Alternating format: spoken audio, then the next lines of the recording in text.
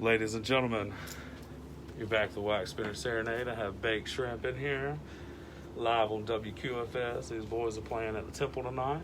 So if y'all are on Facebook, you can catch the video. But we're going to sit here and do a little Q&A and just talk about our day and what we have in store tonight. So fellas, I'll let y'all introduce yourselves. Sure. What's up, everybody? My name's Jared. I play guitar in the band Baked Shrimp. And very happy to be here. Howdy doody. My name is Scott. I play, otherwise known as Scooter. I play bass for Baked Shrimp, and I'm also the driver.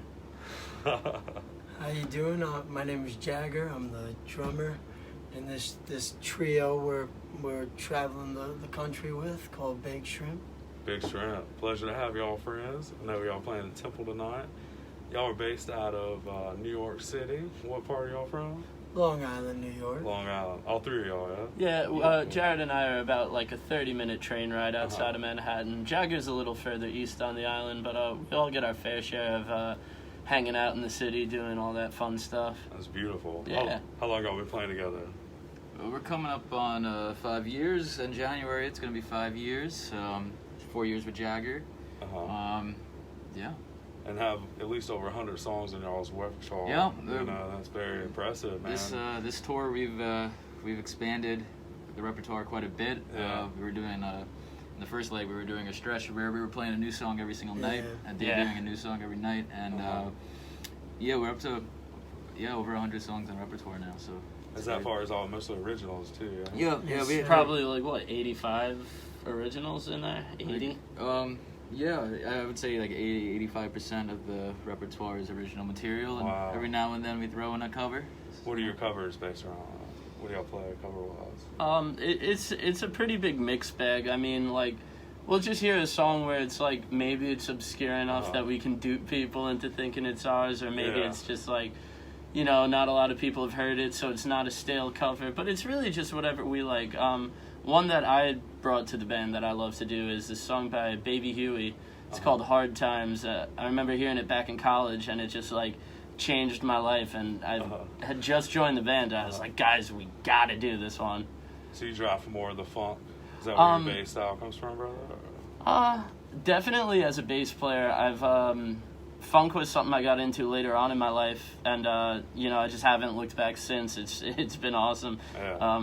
It's really molded me as a bass player. But I think all three of us have pretty different backgrounds. I'm a lot more classic rock. Yeah. What about yours, brother? I'm coming from like that early, like almond side of things. I grew up in a dead household, and then I got into the New Orleans funk side of things, Dr. John and the Meters and Alan Toussaint, and from that kind of spectrum of things, I got into jazz, New Orleans jazz fusion.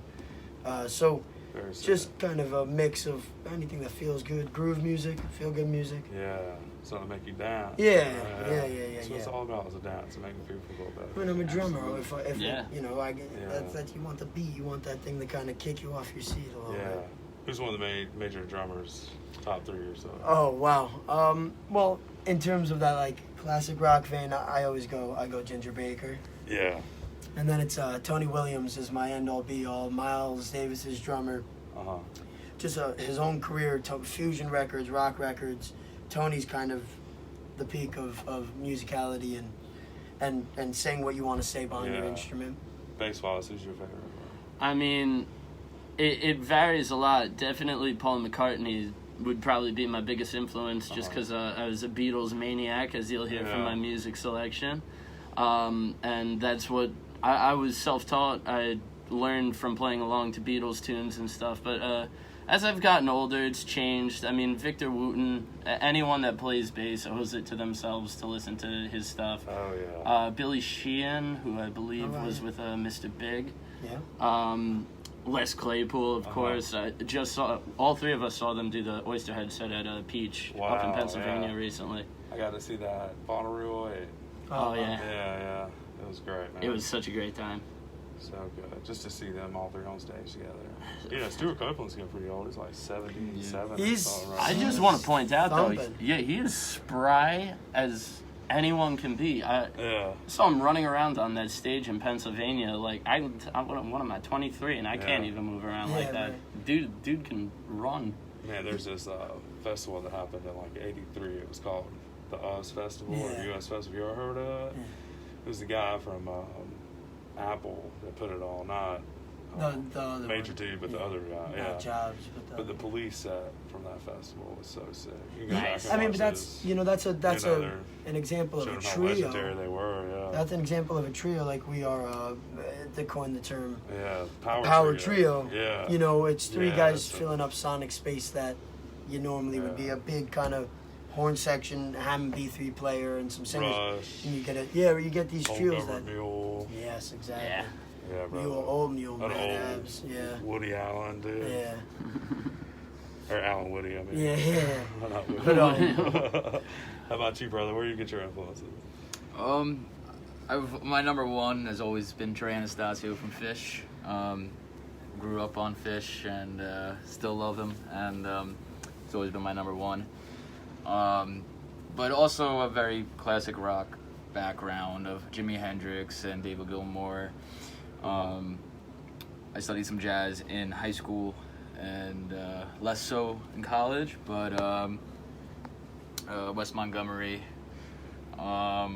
And yeah, that's kind of, I mean, I try to branch out a bunch, and but yeah. Does everybody write songs? Yeah. Yeah. Jared's definitely the most prolific writer. He can just churn out songs like it's no one's business. It's crazy. As far as lyrics? Yeah. I write my own lyrics and write my own music for everything, and and I haven't picked up the pen in a while because we've been on the road. But I'm sure once we get off the road, I'll be ready to give these guys some more tunes. Let them incubate a little, you know. Well, it's great. You know, you're getting off the road and going right into your first music festival too. Yeah. Walk On, which we was talking about, and first one's always the most special too. Oh. You know, especially you'll have a good memory too, and an honor. So I know y'all are excited. Yeah, I know we're so excited Yeah. for LonCon. That's it's quite a dream come true. We've always talked about doing our own festival, and we get to honor someone very special to us who left us in November. So yeah, brother. We couldn't be any more excited for LonCon. It's man. quite a way to end the summer for us. So. Very awesome, bud. Well, let's get into a track. We're gonna play Pig Hearts, Mechanical Parts. Is this one off the first album, or This is off our latest release, Conscious. From, Awesome, yeah. We released this back in March.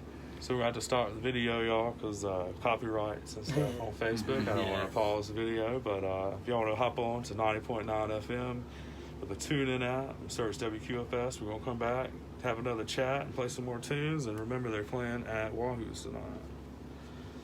See you there.